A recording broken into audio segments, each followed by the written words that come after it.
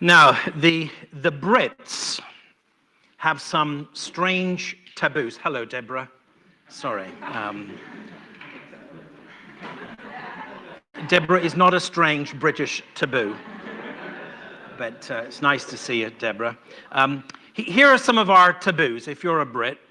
Don't put your elbows on the table. Did your mother teach you that one? Yeah, did your mother teach you that one? Don't talk loudly in public. What? Sorry. Don't stare at anyone in public. Do you know that's a British taboo? And you'll know taboos change over time, don't they? I think we're all glad of that. When I was younger, you would never talk about mental health issues. You would never mention if you were struggling with depression. And it's a good thing that that taboo has kind of moved away. But there is one taboo that has not and does not, will not go away. The Lloyds Banking Group, in a survey a few years ago, came to the conclusion, I'm going to quote them, the M word is Britain's biggest taboo. The M word is Britain's biggest taboo. Now, I don't know why money is such a taboo in our culture. I think it may have something to do with what's called the British stiff upper lip. Do you know that phrase? When you're emotionally maybe just about to cry, your top lip kind of quivers, yeah? But in Britain, we don't do that. No, it doesn't matter what's going on in our lives, we will march right through and persevere. Financial problems, we won't tell anyone, we'll just keep on going. And I think there's something about that in among the Brits. But I also wonder if our culture doesn't talk about money, and especially how much we earn or how much we have in the bank, because we fear how others will view us if we reveal that information. I think that's the big one. Yeah? If we only earn a little, will someone think, well, why doesn't he or she earn more? If we have lots and lots of money or earn lots, other people might get jealous of what we have. Now, I don't know the reason. You tell me. Why are the Brits so reluctant to talk about money? I think those are some of the reasons. But this morning, we must do some taboo breaking, because Jesus talked a lot about money. Did you know that? One of the top topics he mentions in one way or another, wealth or money, and so you and I have got to talk about money too. If you're new to us this morning, we're making our way through 6 really big issues, subjects which most believers will face in the modern world, and our prayer for these sermons has been that they will boost our churches, this is how I put it, our church's truth immune system, and keep us biblically healthy in a world, social media, that is constantly influencing us in different directions. And if we don't hear what God says about these issues, by what's that? You just pick it up. Osmosis. We'll just pick up the world sinking on money, sex, gender, all those things. We'll just pick up the world sinking. So I see these sermons as a collective spiritual winter's flu jab. Okay, not COVID jab, but flu jab. Okay, and I really would encourage you, if you've missed any of them on a Sunday morning, can I encourage you to listen to them? I personally have felt these are really important sermons for all of us to hear. Now, when it comes to money and the church, there are 2 more taboos which we have to overcome, as well as that cultural English thing, we don't talk about money. I put them up on the screen here. The first additional taboo, I'm going to call it the televangelist taboo. I think many of you know what I'm talking about. On the TV God channels, you will find, I'm going to be bold, and I'm going to call them false teachers. These are men, often American. I'm an American, so I'm ashamed to say that, who are always asking for your money. They pretend that you, the listener, are going to be the beneficiary, because if you give a seed faith amount of money, God will give you lots back. But in reality, they are greedy for their next Cadillac or their next Learjet, private jet. And I call them false teachers calmly and deliberately, because that's what Paul does. He connects false teaching with a desire for money. If anyone teaches false doctrines and does not agree to the sound instruction of our Lord Jesus Christ and to godly teaching, he is conceited and understands nothing. He has an unhealthy interest in controversies and quarrels about words that result in envy, strife, malice, talk, evil suspicion, and constant friction between men of corrupt mind, who have been robbed of the truth and who think that godliness is a means of financial gain.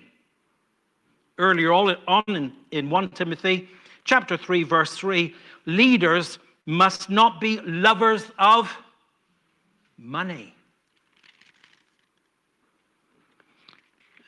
We just need to be clear. It doesn't matter how famous they are. If a man is in Christian ministry as an evangelist, a pastor, or a missionary, if the motive for him being in ministry is money, he is a false teacher.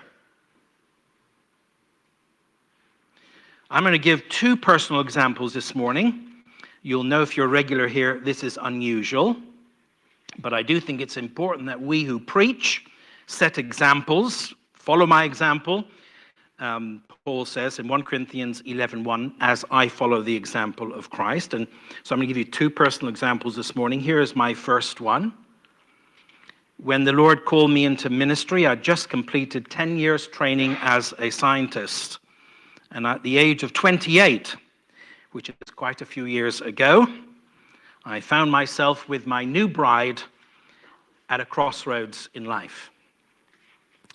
A major British company contacted me today. It's called headhunting, I think, which has a kind of, doesn't have a very good connotation, but that's what I think it's called today. And they offered me a wage. Now, this week, I put that wage into the Bank of England's historic inflation calculator. Have you come across it?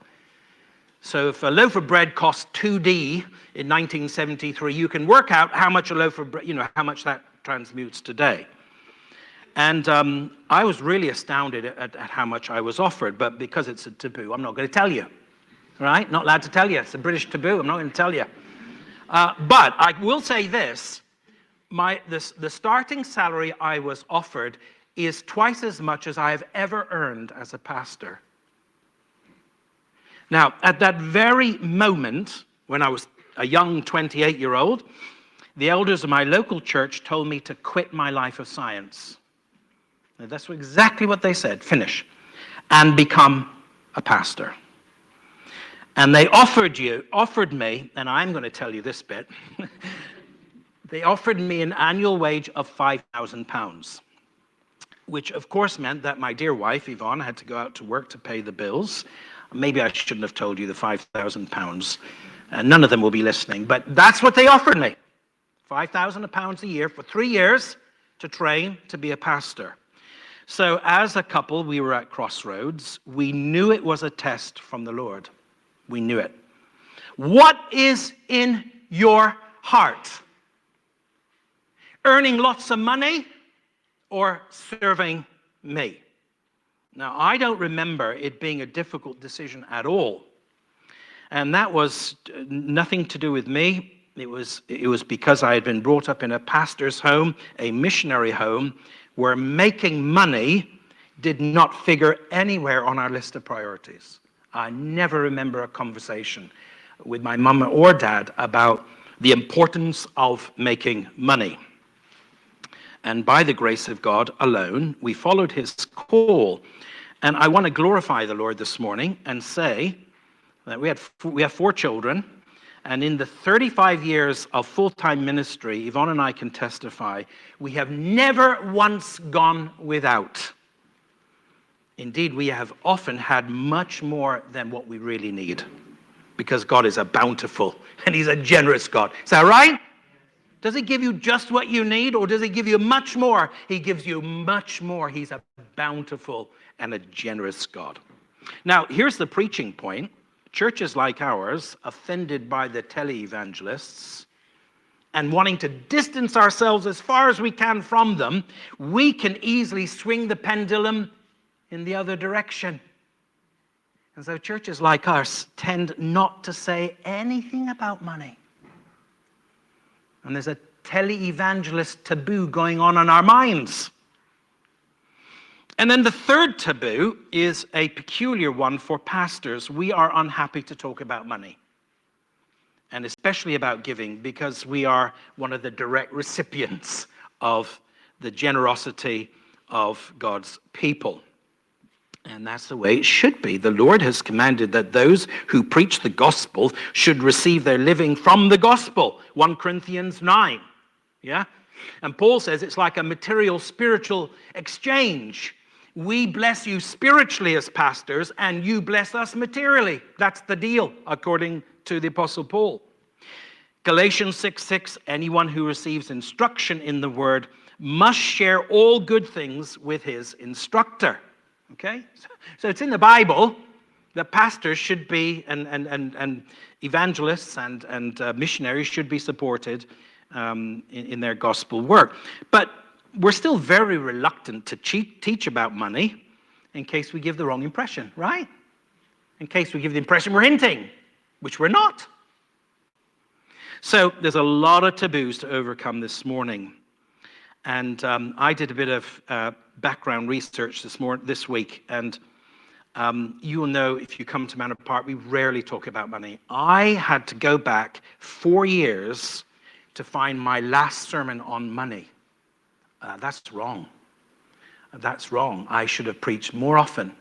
But unless I'm wrong on that research, I had to go back to 2019 to find my last sermon here on money. Now, I prepared this sermon in the middle of Krakow in Poland on Thursday.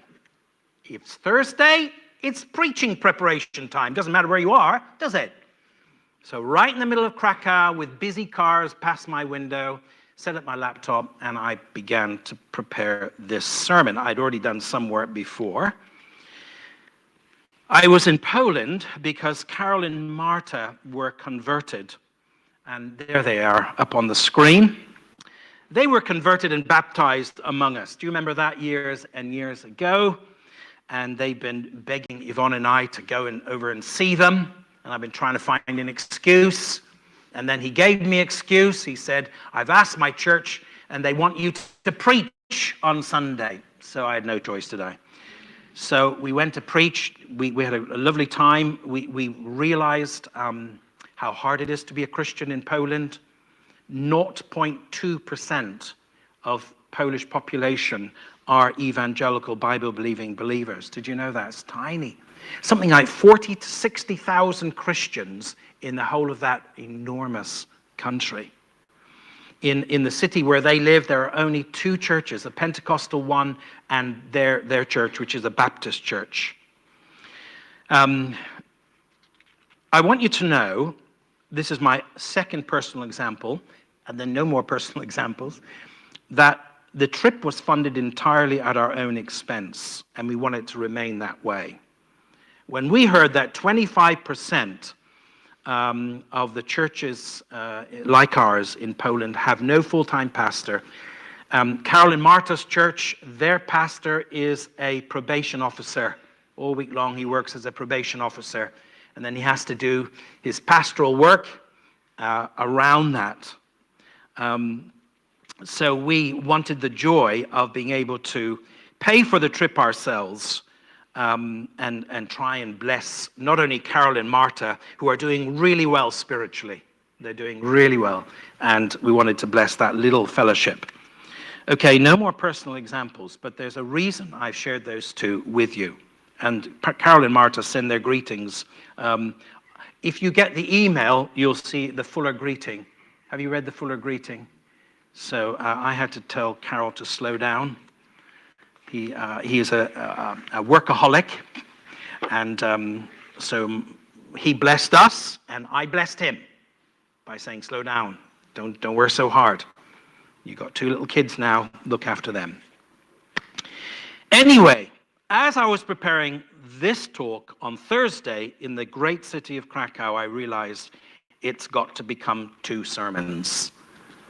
I'm sorry, I can't deal with this great subject in 1 sermon. So this morning, the biblical principles of money, and they are twofold. Beware, money can easily become dangerous. And secondly, this morning, remember, all of our money comes from the Lord. I don't have any money, and you don't have any money. You don't. I don't have a car, I don't have a house. Everything I have comes from and continues to be belonged by God himself. And then in 2 weeks' time, God willing, we'll look at the grace of Christian giving. Next Sunday is our opportunity to thank God for all his material blessings and an opportunity to thank God for little Jesse and Noah. Have I been hearing them this morning? These lovely little noises from the back. And so we'll have an opportunity to thank God for the birth of the gift of Jesse and Noah. I hope that you'll be able to talk about money in your home groups. This is one of the lovely things about home groups, things that we perhaps didn't understand in the sermon or even disagreed with. We can chat about lovingly in the sermon, in the home groups this week. So I've got 2 points. The first one is really long, not really long, long. And the second point is really short, okay, really short. So please stay with me. Number 1, beware, money can easily become dangerous. Paul gives 2 warnings about money. By the way, money is a great blessing. The scriptures assume it and teach it. Paul assumes it. The blessing of the Lord brings wealth, Proverbs 10, verse 22.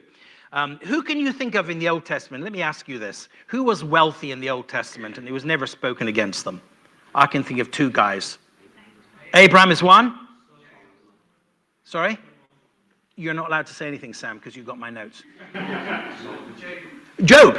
Okay? So in the Old Testament, 2 Old Testament believers were very, very wealthy. New Testament, I'm thinking of 2 ladies in the New Testament who were also wealthy. Lydia, seller of purple, and the lady who supported Jesus. Luke chapter 8, do you remember? Joanna. Sam, pass that to Johnny. So the assumption is money's a great gift, isn't it? I mean, we're not down on money. We're not down on wealth. But very interestingly, the scriptures give very significant warnings about money. And Paul gives 2 warnings here. The first is the danger of wanting more money. The danger of, what's it called? 5 words, 5 letters. Greed. The danger of greed. People who want to get rich fall into temptation and a trap, into many foolish and harmful desires that plunge men into destruction. For the love of money is the root of all kinds of evil. Some people eager for money have wandered from the faith and pierced themselves with many sorrows. Greed for money, according to the Bible, brings temptations into our lives. You know, it could be if a girl, single girl, is greedy for money, that she does an ABBA song and she chooses a bloke who's wealthy. She chooses the wrong bloke. Do you know that ABBA song? Money, money, money. If I got me a wealthy man, I wouldn't have to work at all. I'd fool around and have a ball. Do you remember that? Maybe you don't. It's ABBA's. Some of you don't even know who ABBA is. I'll just get a rich guy, then I'll be wealthy. You see? Or maybe if you love money, you'll fiddle an insurance claim and pretend more was lost than it really was. You heard of that? Or maybe if you love money, you'll fiddle the tax man so that you pay him less and you have more. Can you see how the love of money makes you to fall into temptation and a trap and into many foolish and harmful desires? The celebrity world is filled with examples of that, is it not? How wealth has ruined people and led them into all sorts of harmful desires. If they did not have that money, they would not have gone in that direction, probably. Now, Paul says the love of money can do even more than that. It can destroy your soul. Some people eager for money have wandered from the faith and pierce themselves with many sorrows. We're kind of doing this sermon together this morning, it looks like it. So can you think of anyone in the Bible who was led astray by the love of money? Sorry? Sorry, Tyne? Gehazi. Gehazi. Thank you, Toyin. Yes. Was Solomon led astray by money? We can't have a debate on Sunday morning, can we? Oh, there you go. He couldn't have had all those wives. He didn't have all that money. Yeah, I guess so. He was a king, though, too, wasn't he? Yeah. One of the 12? Judas Iscariot. Yeah. Have we got another one peculiar? Ananias and Sapphira. Yes, Acts. And what about Demas? Demas, because he loved this world, has deserted me. Wow, the love of money is a dangerous thing. You asked me this morning, how do I know if I love money? How do I know if the love of money has crept into Roy's heart, into your heart? Well, the answer is in verse 6 onwards. Godliness with contentment is great gain. For we brought nothing into the world, and we can take nothing out of it.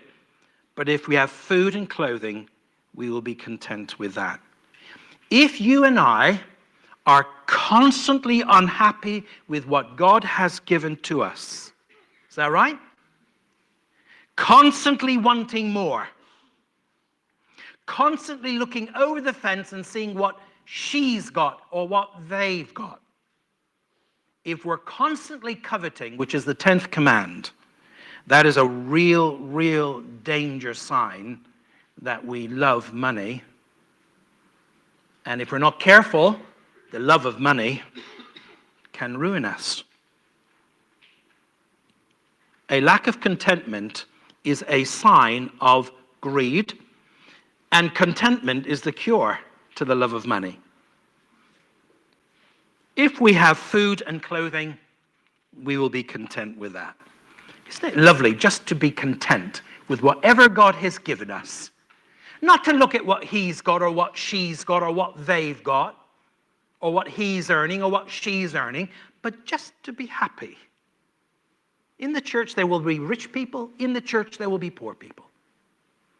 And there's something beautiful about being utterly happy with whatever God has given to us.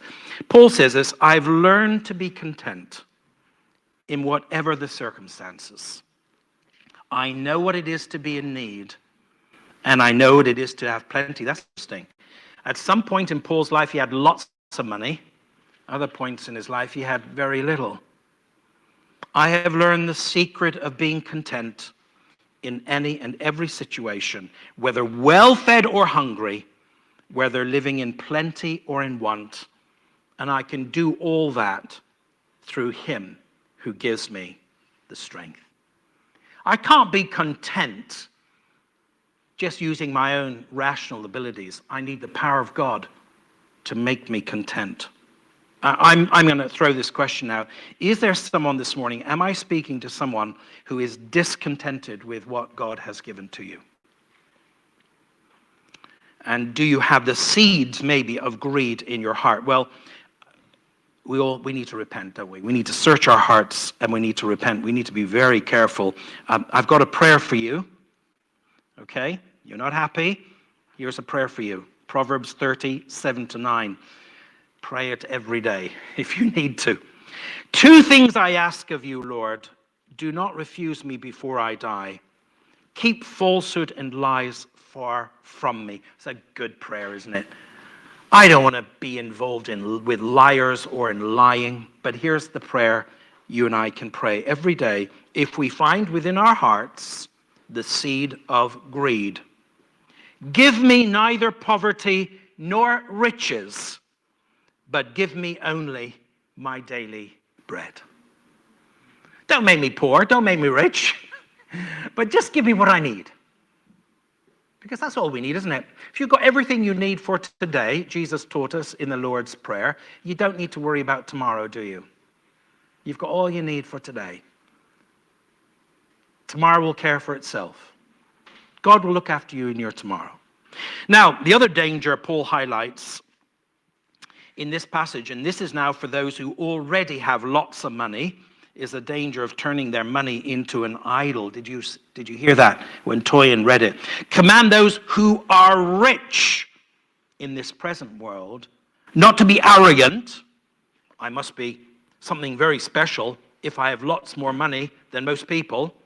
Nor to put their hope in wealth, which is so uncertain, but to put their hope in God, who richly provides us with everything for our enjoyment.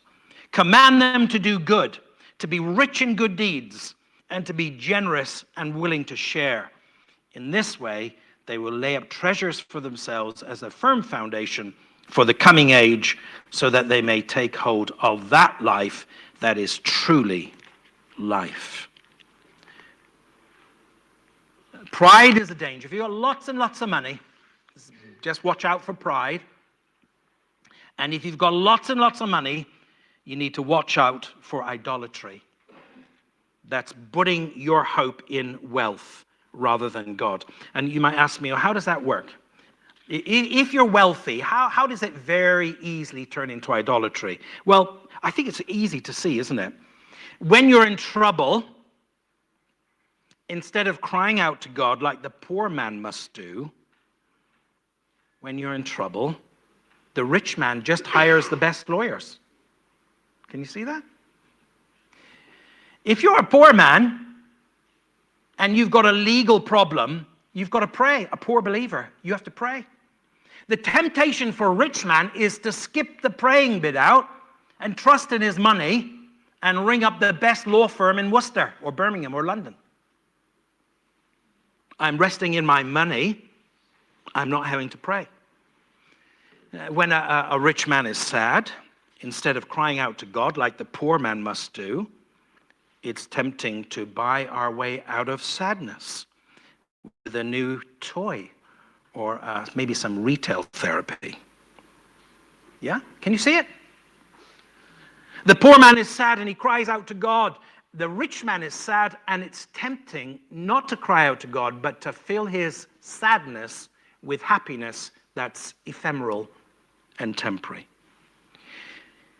When a rich man is sick, instead of crying out to God as the poor man must do, he is tempted to phone up Harley Street. Is it in London? What's that street in London where all the big posh doctors hang out?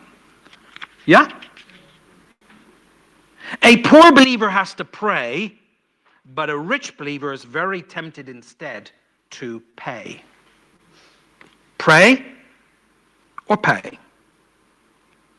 Now, I'm going to ask you this minute, I don't know how many rich Christians are listening this morning. How do you know if you love money? How do you know if you are depending on money, shall I say? This is for rich people. How much do you talk about it? For out of the abundance of the heart, the mouth speaks. Is that right? If I'm always talking about money, there's a problem with money, Roy. I've got a problem with money if I'm always talking about it. Who do I automatically turn to solve my problems? Is it money, money, money? Yeah? Do I think like the rich farmer in the parable of Jesus? The ground of a certain rich man yielded an abundant harvest. He thought to himself, what shall I do? I have no place to store my crops. This is what I'll do. I'll tear down my barns, small barns, build bigger ones. And there I will store my surplus grain, and I will say to myself, you have plenty of grain laid up for many years. Take life easy. Eat, drink, and be merry. What's the antidote to making money our idol? Well, Paul says here, you need to focus on being rich in good deeds. You might have lots of money and be rich in money, but the focus of your life is to be wealthy in good deeds. Yeah? Command them to do good and be rich in good deeds. Have a reputation for being someone who goes around doing lots of good deeds for others. And then Paul says the other antidote to making money your idol is be generous and willing to share. I have often wished as a pastor that I was a millionaire so that I could give it away. I see a need here, and I wish I could meet that need. Last week, I wished I had £100,000 last weekend. Here was a pastor. Adam is his name. I can't pronounce his second name. And he's a probation officer. And on Monday morning, he comes to Carol and Marta's house to chat. So obviously, he's having to take some work out of his busy week to earn keep for his own family. And I thought, oh, wouldn't it be wonderful if we were able to pay him maybe 5 years, or I don't know how far 100,000 would go, so that he could build the church up and then it would be able to support him. I often wish I was a millionaire. But that's not the gift God has given to me. But if you are a wealthy believer, that's how you should think. How can I be generous? When you hear of a need, don't close your heart. I'd love us to have a full-time student worker here. Our dear Nathan and Tori working their socks off, and it would be lovely to reach these thousands of students. If I had £100,000, £1 million, that's where my money would go. But it's not my gift. God hasn't given me that gift. But if he's given you a gift financially, then whenever you hear of a need, don't close your heart, but give freely and generously, remembering you cannot take it with you when you die. In this way, by being good indeed, by being rich in good deeds, by giving generously, Paul says, they will lay up treasure for themselves as a firm foundation for the coming age, so that they may take hold of the life that is truly life. Are you with me, brothers and sisters? I've only got 3 more minutes to go. Don't look at your clock, because it might be 4. We're thinking of Christian principles of money, and the first is a negative. Sorry, it has to be a negative, because the scriptures warn us that the love of money can lead to all kinds of ruin. Let's not love money. And the possession of lots of money can easily become an idol. The second principle, very simple and very brief. Let's remember that all our money comes from God. No, I used my mind and I used my brawn to make this money. No, you didn't. Who gave you the mind? Who gave you the brawn? Everything comes from the Lord. Do you remember King David? He was a man of war. And so God said, you're not going to build the temple. You're not allowed to build the temple. Solomon will build it. You're a man of war, so what you can do is gather all the money in for the building of the temple. Pass it over to Solomon, your son. So he set aside this great gift day, and his people gave so generously. David prayed like this, but who am I? And who are my people that we should be able to give as generously as this? And here's the sentence. Everything comes from you, and we have given you only what comes from your hand. So there they are. They brought their necklaces and their earrings, and I was going to say watches, but no, whatever it would have been in those days. And they brought all this stuff to the temple. But actually, all that stuff had been given to them by God in the first place. You get it? All what we call our money in Christian thinking is the Lord's money. So we really need a shift in our paradigm, the paradigm shift in our thinking. When we think, this is my car, this is my house, this is my telly, this is my Xbox, whatever we think, no, it isn't. It is the Lord's, and I am a mere steward of what he has given. Is that right? I'm a steward. And one day, and so I got to use it really carefully. You know, when someone lends you something, do you tend to be more careful with it than when it's your own? You do, don't you? Especially kids. Yeah, that doesn't mean you're careless about your own kids. But you're so careful when you look after something that belongs to somebody else. And if all that we own belongs to God, we need to be very careful and prayerful how we use it. And we need to remember that one day we will stand before our great judge. Our loving, gracious judge. And he will ask me, how did you use everything I gave you? I gave you a car, I gave you some money, I gave you this property, I gave you houses, whatever I gave you. And then he'll also ask, what about all the spiritual and practical gifts I gave you? Did you just bury them in the ground and not use them? Or did you say, this has come from the Lord's hand and I must use this for his glory?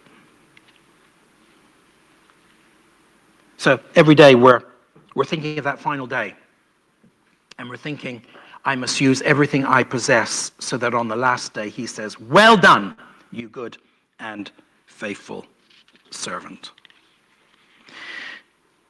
I close with this. Brothers and sisters, do you know, money will never be a problem for us if we're like the man who found the pearl of greatest price in a field. Do you know that lovely little story? Ever so short. He found this great pearl and then he buried it, didn't he? He says, I want that. I want that more than anything else in life. And he went home. He sold his Xbox, his car, his horses, his sheep. He sold everything to get hold of that.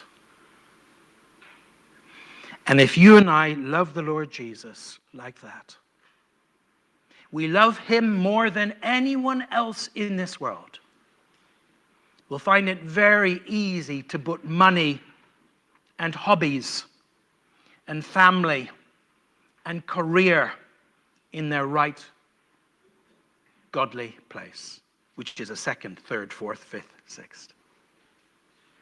So the key really is loving the Lord more than anyone or anything else in life.